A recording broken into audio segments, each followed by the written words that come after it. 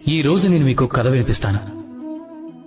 ఒకప్పుడు ఒక వ్యక్తి తన ద్వారం మీద ఇలా రాశాడట, నేను ఎంతో దుఃఖంలో ఉన్నాను, దయచేసి నన్ను కలవడానికి ఎవరూ రాకండి అని. కొంతసేపటి తర్వాత అతని మిత్రుడొచ్చాడు. అతడు ఆ మాటల్ని చదివాడు. అయినా సరే వెళ్లి అతన్ని కలిశాడు.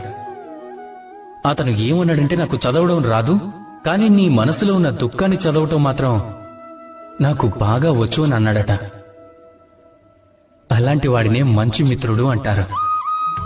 ఏ కారణం చేతనైనా మీరు దుఃఖంలో ఉన్నప్పుడు, సమస్యకి పరిష్కారం కనిపెట్టలేనప్పుడు, ఈ లోకాన్నే వదిలి వెళ్లిపోవాలనిపించినప్పుడు, అప్పుడు కూడా ఈ మిత్రుడు మీ వెంటే వస్తాడు. అతడు మీ సమస్యని పరిష్కరించలేకపోవచ్చు, కాని నేనున్నానని ధైర్యం ఇస్తాడు.